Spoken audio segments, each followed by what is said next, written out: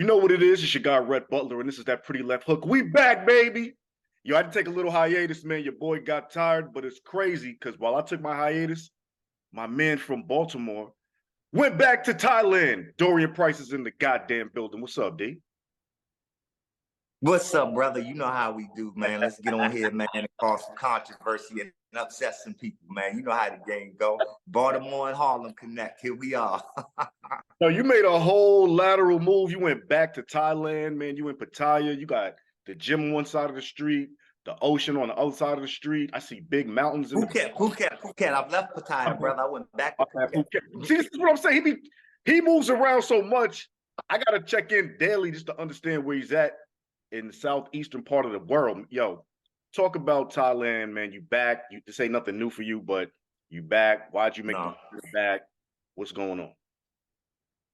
Well, hey, let's go into the Pattaya thing here. You know, originally I came back for the COVID situation, and obviously to help my number one student, my brother, you know, like family to me, Matt Brown. He had a fight. He asked me to come back. At the time, I was working as a commentator for a great guy, and let's just say that he allegedly assassinated another politician, which, you know, that can always make your job a little difficult, and business can kind of go downhill a little bit from that. But COVID happened, and I would like to say that man was a great man I was working for, and if I could break him out of jail, I would just go back to Max, because he was really treating us like the Max community as family. It was awesome working for this individual. Homies, now all the homies, you know what I'm saying?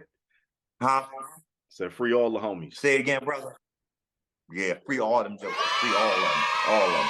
And so I'm back. I came back. Opportunity presented itself to come back. You know, it was only a matter of time. You know, I had a great experience. I was down with Master Lloyd. You know, so it was a great time to be back home in that, you know, DMV, Baltimore area, to give back to the community, to also learn a lot and elevate myself as a coach. With Master Lloyd and the amazing fighters that he had. So I'm still blessed with the opportunity and get to be around my mother and some of my family. However, Thailand's always calling me, you know, and like so many words. I understand now when the brothers used to come home and the old heads would be like, my parents like, hey, they institutionalized. They've been in the joint so long that they didn't even know how to function in society.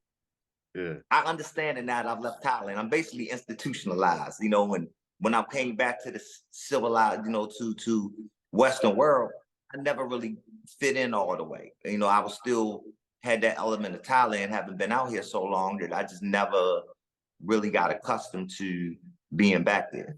So when the opportunity presented itself to come back here to work at Southside Gym in Phuket, I jumped right on it to be the MMA coach. It's another opportunity for me to further my abilities and my craft and continue to show like how good I am in this space. You know, at the risk of sounding cocky, I'm just going to speak facts. I do believe I'm one of the best coaches in the game. I mean, you know, forget playing the humble role. I'm going to speak factual, and it's an opportunity for me to leave more of a mark on this MMA world. Yeah, talk your shit, man, from Phuket, man. Hell yeah. Talk your goddamn shit, man. Man is in fucking Phuket. He's a whole half of Asian. Stop it. You see what the fuck it is, man. We making it happen like that, motherfuckers. You already know. I gotta ask you this, man. So Thailand, this is gonna sound crazy, but yo, that they got a fucking reputation over there with some lady boys and all this crazy shit. Yo, what's going on over there? There's a lot going on in Thailand, B. I be seeing things on the internet and whatnot. They look real normal over there. I'm like, okay, what's actually happening? I've seen a thing where a lot of the guys are moving in from Europe, literally just for these life. There's a lot going on in Thailand, yo. That's not my lane, so I don't really know what's happening. I'm gonna just be honest. You might have to talk to some of the cats that moved around Pennsylvania Avenue back in the day. Oh shit, got him. Yo, it's crazy. That ain't really my lane, but it does exist over here. But you know what? The world now has become so damn topsy-turvy. This shit is happening in America. I will say, you know, the good thing about Thailand, as opposed to what I've seen in the West when I was there, we having a problem in the West. Here, they're not pushing it on nobody. They're not indoctrinating kids in school with it. They're not trying to force this agenda. It's kind of like, hey, that's them. If you move that way, move that way. We ain't forcing you down your throat. And they not pushing for, we trying to be women, men. They're not pushing for nothing. They are what they are. And they'll tell you, hey, are you a woman? No, I'm a lady boy. Are you a man? No, I'm a lady boy. It's his own category. Or you want equal? No, I don't want equal rights. I am what I am. I'm not trying to force myself into this gender or that gender. They be in their lane. And the thing is, they're not trying to push themselves and nothing else. You see them. Sometimes I walk past some that's clearly, you can clearly notice. Some you don't even have any idea. They not bothering me, so I don't bother them. You know how it is. It's like, hey, nice. Coming in the hood, you know how it is in the hood. Keep your eyes closed, man. I ain't see nothing, man. I was looking, but I wasn't watching. Absolutely. No, it's just interesting to me because I've never been to Thailand. I'm coming out there, Thailand. Get ready for your boy, by the way. But yes, you are. Just understanding the culture. Like you told me now, trees are legal. You can smoke out there. Everything's good. They got dispensaries and all that. Player, you can get your life out here. You can burn a forest. They have it on every corner, and the Thais move funny when it comes to their business, man. They mess around, and if there's a dispensary doing well on one side of the street, they'll build another one on the other side of the street. There's somebody that'll come with an idea like, let's build another one on the other side of the street, 3 doors down. So you might have 6 on one street. So there's no shortage. It's legal everywhere.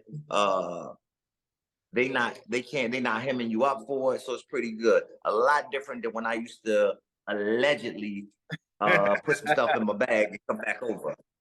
Notice I said allegedly. It may or may not have happened. No face, no case. There you go. It's dope. We definitely coming out there. But I want to talk about, first of all, man, lots has happened in the game. Let's go MMA first. PFL, Professional Fighters League, has purchased Bellator MMA. Before we start on that, I want to say something too, and I want to put a little public service announcement out there. We're gonna call this the price of perspective here. This little public service announcement is to fighters.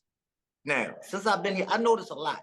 And what I do notice is like the old college thing, cats go away and they want to reinvent themselves. You know how it is. They be from, wherever they from, DC, and all of a sudden they the biggest hustler, the what's, the this, the that, the whatever, but they got no paperwork to prove it.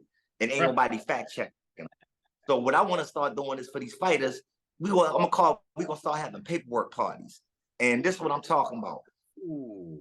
As a fighter, you got to start treating yourself as a business. And what that means is that any other job, if I'm gonna apply to a job, the first thing they're gonna ask me for is a resume, and then they're gonna ask me for references to back up that resume. The resume for what I've done and why I'm qualified for that job, the references to co-sign that what I'm saying is actually factual.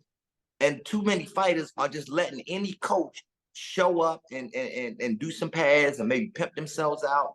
And these fighters are acting like they bigger hookers than the ones on Pennsylvania Avenue. They out here. You gotta be from Baltimore to understand that reference. That you get it. They out here just they getting it. They put themselves out there, but none of these fighters are asking these guys, who have you worked with?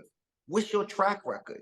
Okay, well, if you work with this fighter, how many times have you worked with him? Did you work with him once? Did he search you out, or were you just happen to be at a gym where he happened to show up and you went out there and you prostituted yourself to give him pad work? Because any fighter likes free pad work.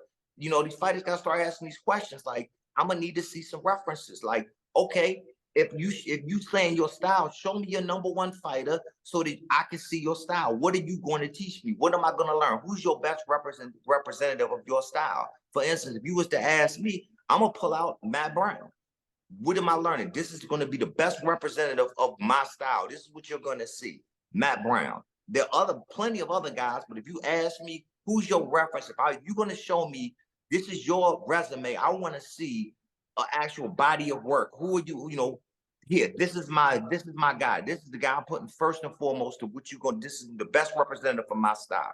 But fighters aren't asking these questions, and these we'll call them hooker coaches. These prostitute coaches are gonna get these fighters hurting in the hospital. because nowadays we live in this era where these cats in the US, they horse for the UFC. It's image over substance. They want so badly to get this, as the kids say, clout, and get an Instagram post, that they willing to lie, falsify, all kinds of stuff about who they are just so they can get that spotlight in the UFC. I know plenty of fighters, plenty of coaches.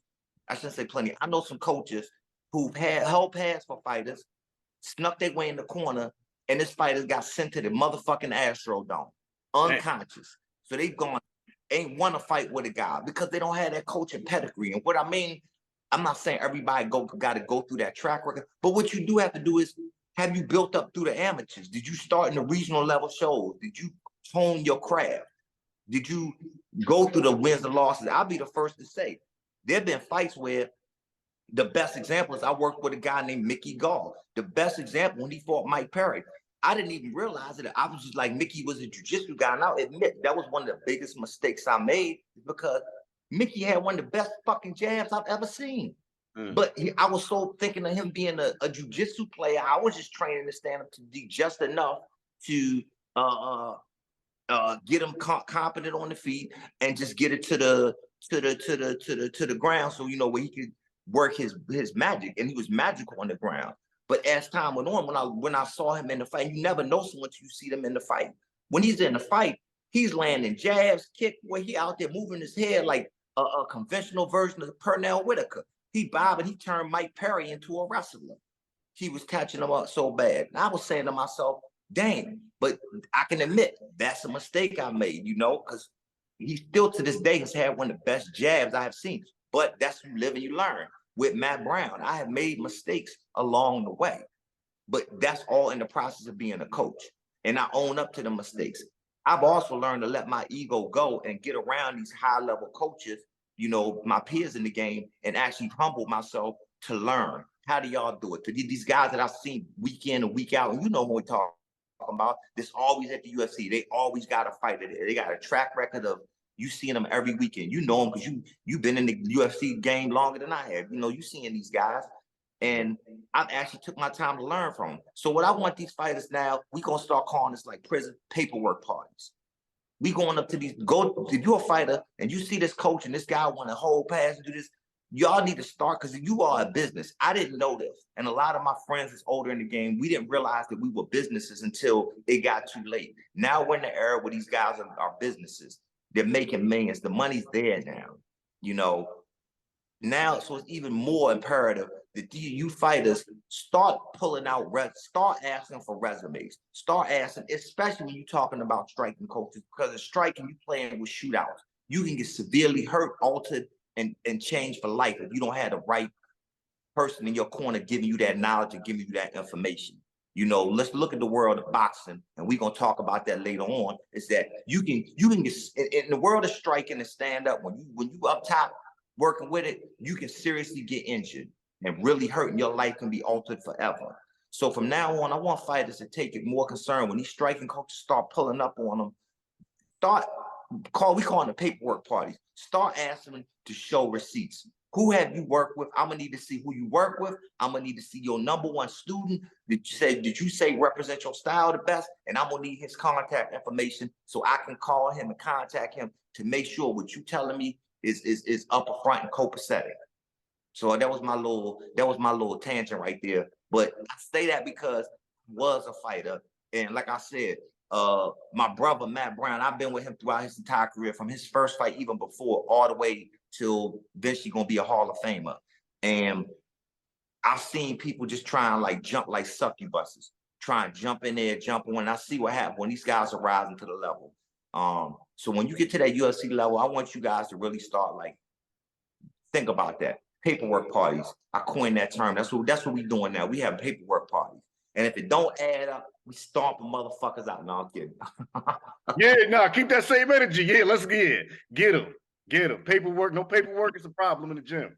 It's a problem in the gym. Hey, we ain't trying to make this right this here. Yo, I love this, man. I think this is real. I mean, what you're talking about is accountability.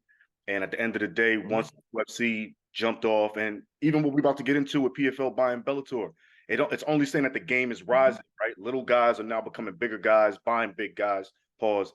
and this is going to bring out more imposters. You know, imposter syndrome is a real thing, but you know what's funny about imposter syndrome? Yes. Take imposter syndrome and actually own being fucking imposters. They cool with it. There's people out here that feel like they put together no body of work. They just got to finesse their way into a relationship and turn themselves into an instant Dorian Price. That's some bullshit, man, for real. Yep. Ain't nobody want to put in that groundwork. Nobody want to put in that legwork now. We live in the age where I'm going to say it's image over substance. People want the image and don't have the substance to back up that image. They hoping they can create that false image, that smoke and mirrors, and they hoping that somewhere along the line that substance is going to come. Nah, I had the substance. Now I'm starting to get the image after all these years in this game. I can't tell you how deep. You know how far we go back. We go back to when Dana White had crooked teeth. Shout out to the hair and the crooked teeth, man. That was the best era too, yo. For real. They kind of it was. I'm glad they blew up. I'm glad the fighters are getting more money allegedly, but at the same time, that was the best era. That's when UFC was like a family. And it's funny because they grew so big that they started antagonizing other people and getting into this PFL thing. I'm gonna tell you, when PFL was MMA World Series of Fighting, I remember Randy Couture, Ray Seth, those guys being, you know something? We fought. And shout out to the Browns with Dave Branch. Yeah, of course. 2-division world champion. My brother does not get enough credit. Brother Dave Branch was one of the first to not only win 2 titles, but he defended both of them. And that brother does not get enough credit, especially when you look at his life. And this is something that bothers me, especially in our community, because they should have put that brother, when he came to the UFC, they didn't move him right. But they should have took that brother and moved him in such a way, because you talking about a guy, if you look at his life story, I mean, that dude was like at one point, the same group home that Mike Tyson was in. Used martial arts to change his life for the better. And I tell you what, being around that guy, man, like I said, you know, everyone knows, no secret, like I'm a purple belt under Dave. You know, I worked with him for years. That is one of the smartest brothers I have ever met. Just people in general. I mean, this dude is like fucking Bill Nye the Science Guy, and you would never think that. Never think that. He makes gadgets, he can do stuff, and as far as being a complete martial artist, he's one of the completest. But he never got his just due, and I want to make sure that, you know, that brother that he know, as long as I got air in my body, I'm gonna make sure he get his just due, as along with all my brothers out there that I consider. Branch, you that guy, man. We love you, man. Keep it rocking, man. Yo, I'm gonna tell you, now the game is changing big time. PFL, which used to be MMA World Series of Fighting, comes from fighters that wanted to look at the game from a fighter's perspective, not from a corporate perspective. And the fact that you know, they had a couple corporate changes and this and that. They had some weirdos in the mix. I ain't gonna lie. But remember they had now, when they started bringing in Clarissa Shields and boxers started trusting them to become MMA fighters and all of that, the writing was on the wall. Now, Bellator, one thing I'm gonna say that Antonio McKee told me a long time ago is Bellator will get you paid, but they're not gonna make you a star. And I think PFL figured out quickly how to let fighters grow at their own pace. I think the tournament system worked well for them. And now they done bought what used to be looked at as the #2 in the world for MMA. That's crazy. And I think they smart because they're going to keep it around and just do like 8 fights a year, internationals looking like. But I'm going to still salute Scott Coker, because Scott Coker keeps people employed. He kept the thing going for a long time, you know what I'm saying, when he went from Strikeforce to Bellator. And if it was time to go, it's time to go. But at the end of the day, I like the fact that Dana White got to be a little annoyed right now. He's a little nervous because he already sold out. He's, you know, now never owns WWE and the UFC. I think that's a bad look, even though it's a good look for fighters looking to transition into another career in retirement, maybe go to WWE easier. But the fact that UFC's aligned with the fake, as real as it gets, as fake as it gets, for me was always a weird combination. But whatever, it's business. But the PFL knows UFC's looking a little more watered down. All the stars are getting up out of here. Sean Strickland is weird. A lot of the champions is weirdos. They looking at it like, you know what, we can do a lot with this. And Francis Ngannou, shout out to him, looked like an all-star against Tyson Fury. Made the move against the UFC at the top of his career as a champ over there. And he's PFL. So everything is lining up correctly, business-wise, circumstances-wise for PFL. But for me, it starts from the fighters, Randy Couture, Ray Sefo, and others who put the core network together to get PFL where it's at. Yeah, absolutely. I'm big into what the PFL is doing. I like how they acquire Bellator. I think what they're doing is phenomenal. I like the $1 million tournament. Congratulations to two guys I have a lot of respect for, Impa, and who winning that $1 million tournament, and Jason Jackson for winning the Bellator title. Had the opportunity to do a little work with both of them guys, but they're just two solid brothers right there. So much success to them. And also, Henry Hoof down there producing one hell of a stable down there. But I think competition is good. You got to have competition. I think Dana right now, here's the thing where I think it gets a little bit wet. Maybe people putting a little too much into it just yet. I like to see where they fit into this space. What are they going to do? Because right now, you got to look at like the UFC. We all know the company. It's like Q-tips, you know what I mean? Or Kleenex. You walk into a store or you walk in, and let's say I'm around, Matt or whatever, and Matt made this good point and good analogy. It's like when he's out and somebody asked him, like, oh, that's that UFC fighter. They don't say MMA. We all know the sport. So UFC is synonymous with that. You know what I mean? I can't tell you how many times I'm with guys and like, they're like, oh, those are those UFC guys or those ultimate fighters. Nobody says MMA anymore. So right then, the UFC has such a hold on it. It is going to be interesting how PFL now can maneuver, because they have talent, and how do they build those stars?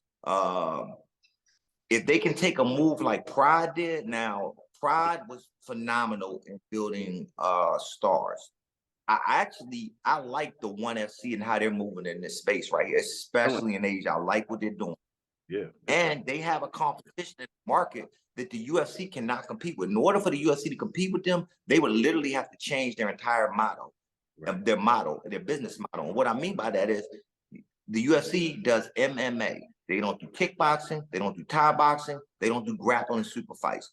The ONE FC, not only do they produce MMA, and let's be honest, the UFC is the gold standard for MMA, at least thus far as it stands, the best in the world. If you want to test yourself, you're going to have to get to the UFC.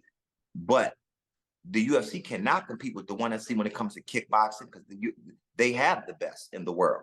Right. Thai boxers, the best in the world, exist in this country that I'm in currently. The ONE FC has cornered that market, so they always have first dibs on that. And they're signing some of the best grapplers in the world. And they're putting them all on one show. So what you have like kind of like a pot of gumbo for everybody. If you got fans just pure grappling, you got something for them. You want just pure kickboxing and Muay Thai fans, you got something to whet their appetite. You got guys for the MMA, you can whet their appetite as well. So they can do all that on one show. So they can pull from an entirely different fan base. And they focusing on the fighters. So I'm real interested to see how they move and how they move into this space and fit. And I know they're trying to go to America. I've heard rumblings of them having a little bit of financial difficulties, but if they can keep, at least from the appearance standpoint, like they're doing, I'm interested to see how they move. I'm interested to see the PFL, because competition is good. Competition is only going to increase. Hey, Frank Lucas needs Nicky Barnes. Big facts. Competition only helps you rise. You need that competition, or you're going to get complacent. Mm-hmm. Nah, it's real talk. You look at everybody, and you need that antagonist. You know what I mean? Ali need a Frazier. You got to have that guy, Without that, that's what brings out the greatness. So with these other shows starting to rise, and because I have so many guys long-term in this sport, guys currently in me, I'm so entrenched with, having so many real friends, people I really care about into this sport. I like that they have opportunities to get a bag. So they not just beholden to, hey, it's either the UFC or, or bust. They got to get a bag over there. They can get a bag over there. I want them to have as many opportunities to go get the bag as possible, because they got to feed their family. So I'm interested to see where this goes.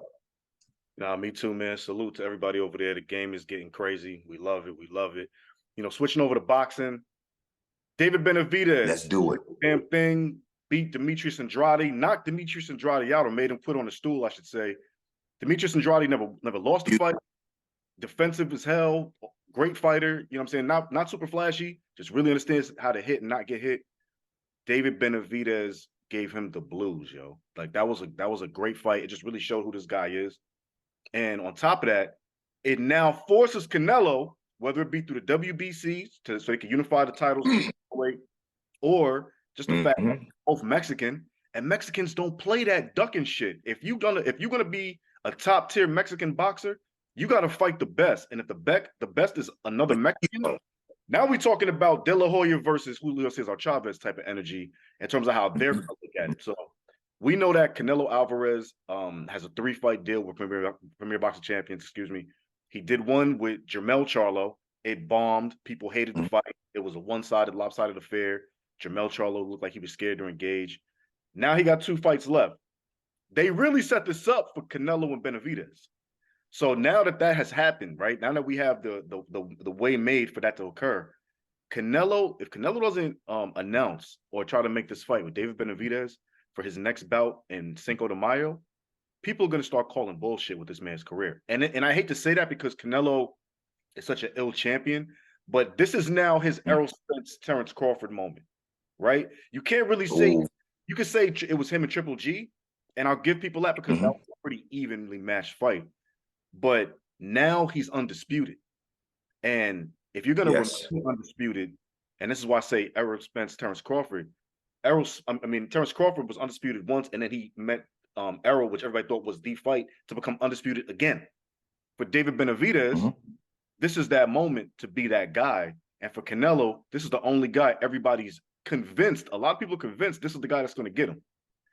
What does it say about Canelo Alvarez to you if he doesn't decide to fight David Benavidez next? I'm actually really want to hear your thoughts because I know you've been around and involved in this boxing world for so long. And congratulations, I know you in the Boxing Writers. Are you in the Boxing Writers Hall of Fame now? Or if I'm not mistaken, I'm in the Boxing Writers Association of America, and I have a Hall of Fame vote, so I get to vote guys into the Hall of Fame. So obviously, for me, that's a huge honor. You will be. That's the pinnacle of boxing career, and my one little vote can make a whole man's career solidified. You know what I mean? So that's big for me for sure. And I salute you for that. And I know you're going to be in that Hall of Fame at some point. Hey, but I know you work. You know what I mean? Hey, I know the melanin doing great things, ain't it? And melanin, boy, we outside. I'm kind of because I know you've been around for so long. You've been backstage with these boxers at these high shows. You know, you've been around Premier Boxing. You work with all these guys. I'm kind of interested in hearing your thoughts. Does it tarnish Canelo's legacy? How would the Mexicans really take to him? Because as we all know, the Mexicans, they love their fighters, they love their boxing, and they love their boxers. And they love the pride and that courage that the Mexicans have shown throughout the years, that willingness to take it and fight anybody. Right. What do you think it does to his legacy? Because he's been a great representative thus far for the Mexican community. No, I think it absolutely would be a big blemish. You know, people have been calling for this fight for maybe 2 years. So at the end of the day, boxing is a business and it's the wild, wild west. The circumstances have to align correctly. Demetrius Andrade, you got to give him respect because honestly, that was a difficult challenge for him to face David Benavidez. He was trying to be great and become a 3 weight class world champion. So at the end of the day, that's a huge feat, right? Right now, you got a lot of guys trying to be great. You got Devin Haney being great, Shakur Stevenson. I mean, there's so many guys, especially these young guys, Tank Davis clearly, that's doing amazing things for the sport, that David Benavidez is one. And at the end of the day, Canelo's been doing well for so long, he's looked virtually unbeatable until he ran into Dmitry Bivol. But that was him trying to do something spectacular, be a light heavyweight. Just because he dusted off Sergey Kovalev, Dmitry Bivol is nice. You know what I mean? Like, this was a huge challenge. So we don't even count that loss badly. Just like when he lost to Floyd Mayweather. Look, at the end of the day, those were phenomenal feats. I mean, Floyd is clearly on a whole nother wavelength than Dmitry Bivol. But at the same time, Dmitry Bivol is a natural light heavyweight. So we knew that was a strength of him. But at super middleweight, Canelo's found his stride.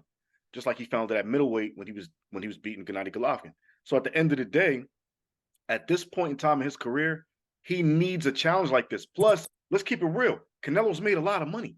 He don't really need to do this for too much longer. So if you're gonna, what your last couple joints are gonna be, and you got 2 fights right now with PBC, you definitely want that to be for the David Benavidez first fight. And if the fight goes phenomenal, then you have a rematch. That's going to be the most money. On top of that, the Mhm. good thing about Mexico and Mexican fans, it's a baked-in audience. They'll make you all the money you need, and then there's the world watching.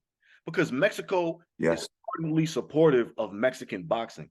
They come to Las Vegas, they'll come Mhm. wherever they're going to do this at. So I'm saying all that to say, yes, Canelo needs to fight David Benavidez. Look, Mike Tyson named this guy the Mexican monster. Okay. And David And Benavidez he is. said at the end of the fight, he jumped out the ring, hugged Mike, said, I'm trying to live up to the name you gave me. People respect Mike Tyson for raw animal aggression and for what he did. So at the end of the day, Yep. when you have a guy like that, you're talking about Mexican machismo and all of that. This is the highest level of masculinity and grace and power in the sport of boxing. Canelo, David Benavidez, Mexicans. This is what boxing's all about.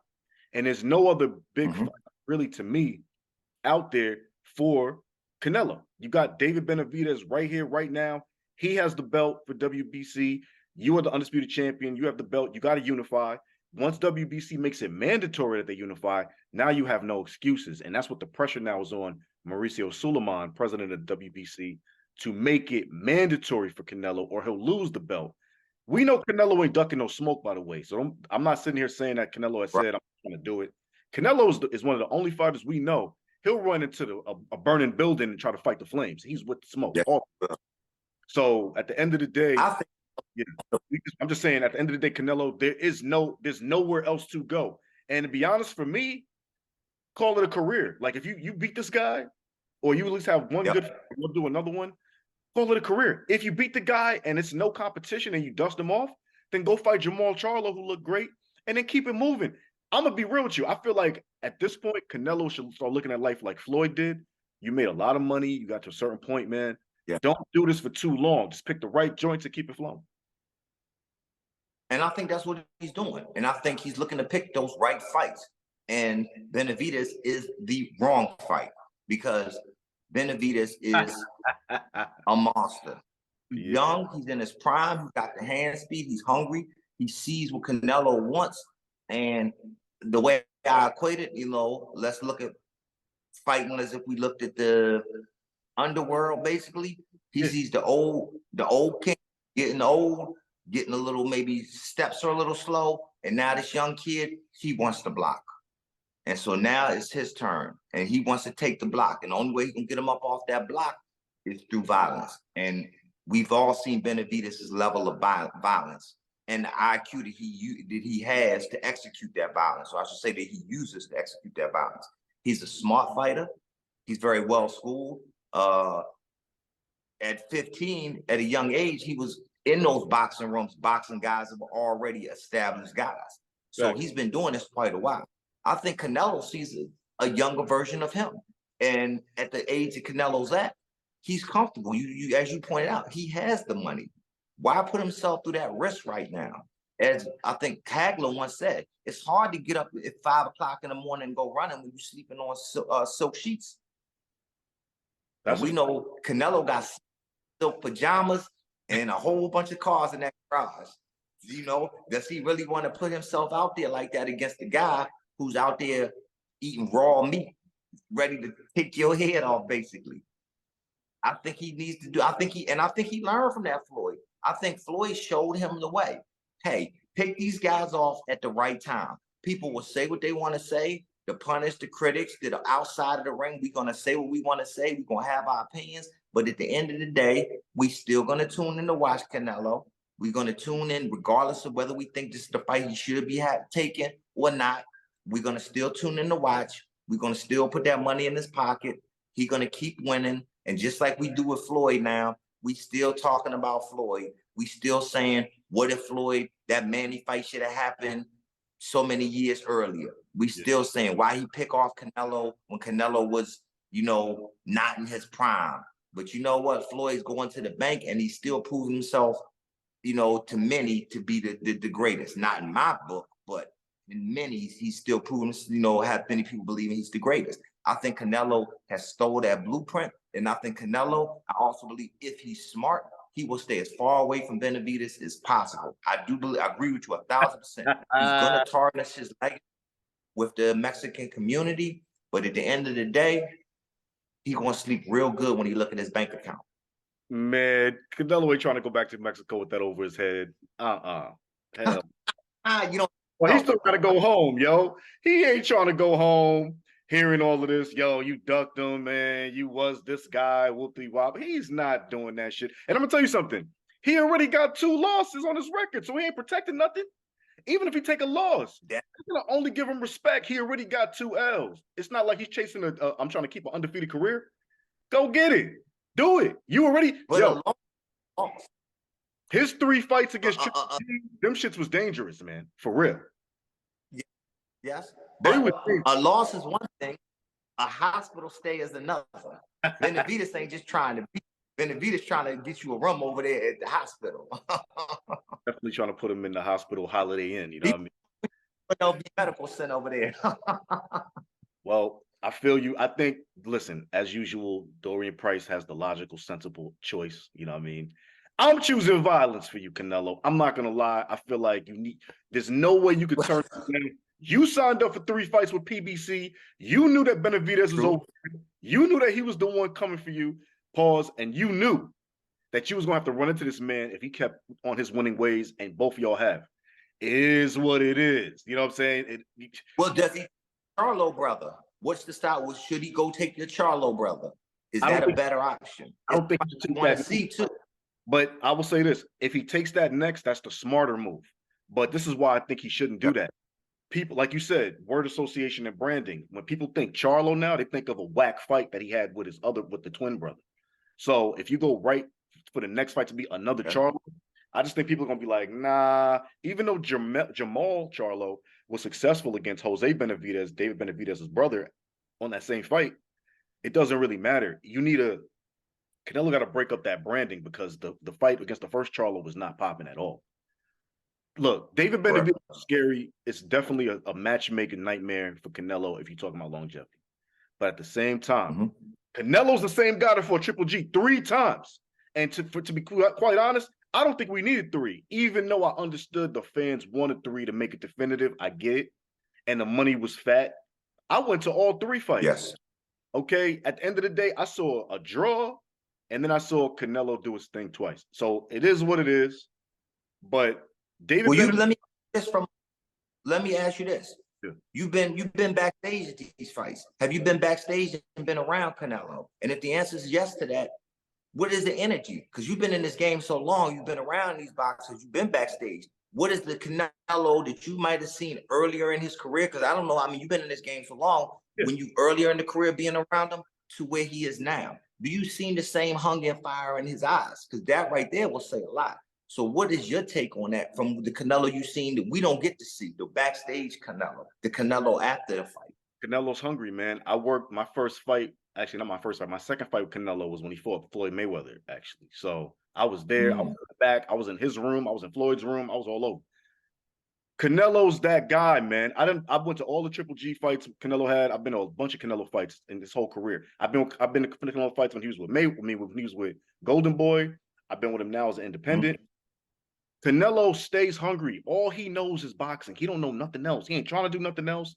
He loves boxing. I think, like, you know, about most fighters, if he's not boxing, he's not going to know what to do because that routine is what he lives for.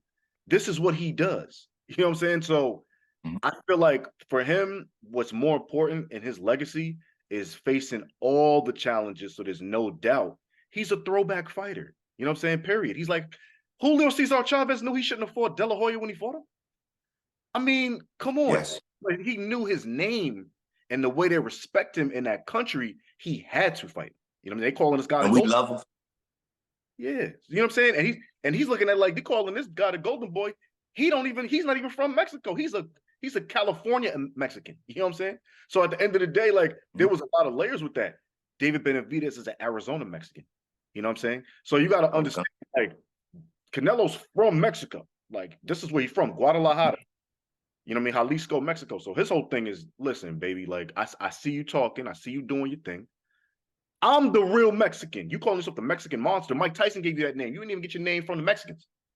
He's going to, if he's going to take on the challenge, because he knows what that means back home.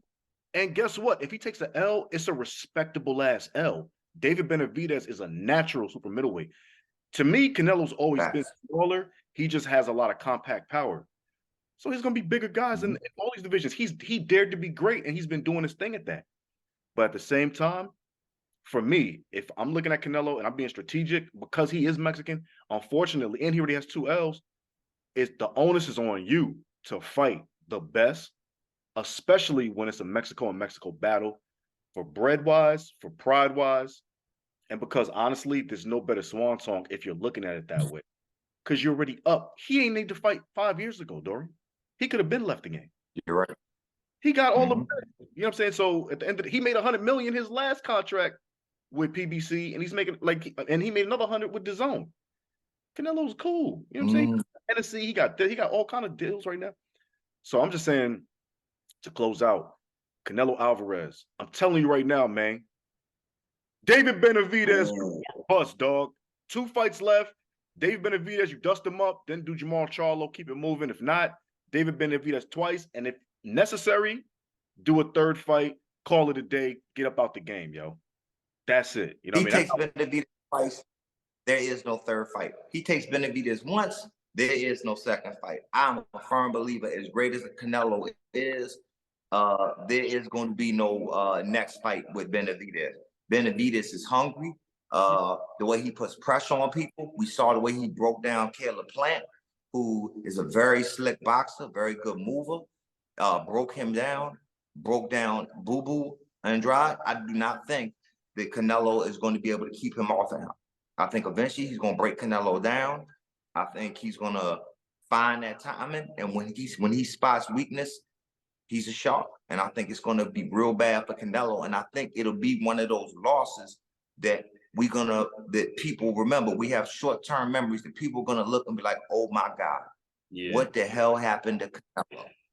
I agree. And I think that, but before we check out here, I do want to ask you, Ngannou and Wilder, if they are to fight, they're talking about now, this is the move we going back when we were saying about the PFL.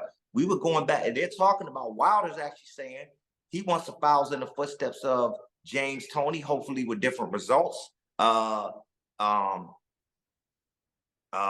eludes me now. Who is the other guy that jumped in there? Clarissa Shields. Ray Mercer. He wants to follow in those guys' footsteps and step into the world of MMA and a mixed rules fight with Francis Ngannou. Bad move. I think it's a horrible Bad move. You know what I'm saying? Don't do that, Deontay, man. Listen, I agree. I shouldn't even see Francis in boxing right now, because Francis actually gave Tyson Fury the business. So we see what Tyson did to Deontay. I'm not saying Francis Ngannou is the boogeyman in the heavyweight division of boxing right now, even though he's now ranked in the top 10. But what I will say is that Francis Ngannou is a anomaly that I don't think guys should deal with right now. I think if Deontay Wilder's smart, you go after Anthony Joshua. You know what I'm saying? And that's a better fight for Deontay. And Deontay should probably fight that fight overseas, like in the O2 Arena, somewhere huge. Get some real big money. Sell out 100,000 seats with Anthony Joshua. I think he beats Anthony Joshua. The Sheiks? Huh? The Sheiks in Dubai. What do you think of the Sheiks in Dubai now? The way they're making this move now, or Saudi Arabia, they're really playing. No, it's smart, man. I mean, I think Saudi Arabia is smart, right? They understand that the oil business is about to, at some point, everybody in the world is going to have an electric car. We know that we're killing the earth. Okay. And so Saudi Arabia is like, look, in a few years, you know, by decades time, we're not going to be getting all this oil money in the same way. So we got to diversify. Entertainment is diversification. They know that the biggest export out of America is entertainment and sports. They trying to get some of that. They trying to soften their image, get away from the Saddam Hussein energy, and make it more of a tourist destination. They're in a critical place between Europe, Asia, Africa for tourism. They know what time it is, and they got the bread right now to bring these fights over there. I think it's a good place for fights to happen. You're sacrificing the American audience. You're sacrificing the American timeline, but in terms of watching the shows, but you're gaining the rest of the world. And there's nothing wrong with that, right? Like, we sit in a point in America of thinking that we're the capital of everything, but the world is a big place and other people with big bread. So I'm not mad. Get that money over there in Saudi Arabia. They're trying to give it out. They're offering soccer players billions. They're trying to get LeBron over there. They're trying to do it all over there. I'm not mad at these guys. If I'm an athlete, I'm trying to make friends that wear turbans and the sheiks and shit. I'm trying to get this bag because they giving it away. I like. You know what I'm saying? Mm-hmm. I think it's a smart move. I'm just saying I think Anthony Joshua versus Deontay will be better served in O2 Arena or in the UK because Deontay has not fought outside of America yet. He's about to, I think, with this next fight he got coming up. But he needs to do a big impact like that over there. And also, you got other guys over there like what's my man's name? Dillian White over there. There's like a lot of guys that have been trying to get at Deontay for a minute. He already caught the L with Tyson, so it ain't about protecting your record no more. I think you beat Anthony Joshua. I think you get Dillian White. I think you do all of these over there. UK fans are like Canadian fans for MMA. They love boxing. They're going to fill up the whole fucking soccer arena. Get that money. Mm-hmm. That's bigger money than here. You Yes. know what I'm saying? For Deontay, America never chose Deontay Wilder. We never treated him like our heavyweight champion. We never gave him Mike Tyson energy. We never gave him Evander Holyfield energy. We just thought he had a hell of a right hand. And as soon as Tyson Fury started coming to America, the white fans abandoned Deontay and started rocking with Tyson anyway. So Absolutely. if I'm Deontay, I'm not even tripping on America. I'm going over there, get the bag over there where they're gonna appreciate me. There's more contenders that on a level that I am, Anthony Joshua, Dillian White. And then whatever bag Saudi Arabia got for you for some off-brand fools that we don't care about, get that money too. But I think his next fight is against Joseph Parker in Saudi Arabia. So he's smart enough to understand, get that fight, and then fight Anthony Joshua after that. Big Baby is coming. Big Baby Miller's coming back. You got a couple of loudmouths in the game. You know what I mean? But get a couple more. And then if I'm Deontay, get up out the game. MMA, Deontay, don't do it, bro. It's not for you, God. Like, it's going to be a bad day for you. Every day. Or if you're going to do it, you need to go to Thailand, see Coach Dorian, and get ready for a long journey of training. Have that man's money right. Because, yeah, Dorian's not fucking with you if you're playing games. You know what I'm saying? Because this is some other. Deontay, do it right. Get your ass over here, my Southside Phuket. Yeah. I holler at Rhett. If he get the information, mathematics, get over here. Got me, my boy DJ Jackson. We coach special over here. So we get you right, we get you ready, and you make that move. You don't got us, hey, we bring flowers to the funeral. I got like 3 ways to get at Deontay, man. So you good to go. Actually, 4 or 5. I got you. I know a few Deontay people. And shout out to Deontay. I interviewed that man multiple times. And been in Tuscaloosa, good brother. We want to see you doing your thing, man. Yo, man, hey. Dorian, let them know, man. Southside MMA. Let them know about Thailand. What you want the people to know about you right now? Hey, man, you know, Southside, I'm working with my brother, DJ Jackson, the greatest grappler America ever produced. And let's, you know, beat the whole Danaher Death Squad. You know, let's just keep that out there, put that out there. DJ and I cooking up something real nice over here. And so I'm basically, I'm happy to be home. Anybody, you know, we building it up, come over and work. You know, I'm over here still, you know, little more tame, but still speaking my mind, causing controversy, pissing people off, and living the good life. That's the blessed life, and I'm happy to be. And to everybody out there, to my haters, anybody who's not fucking with me, I'm still alive, and y'all can still kiss my ass. 2 times, bitch, because you can kiss my ass too. Hey, you're gonna see Dorian all the time, man, live from Phuket. We outside. It's that pretty left hook. Biatch. Keep tuning in, fool. Yeah.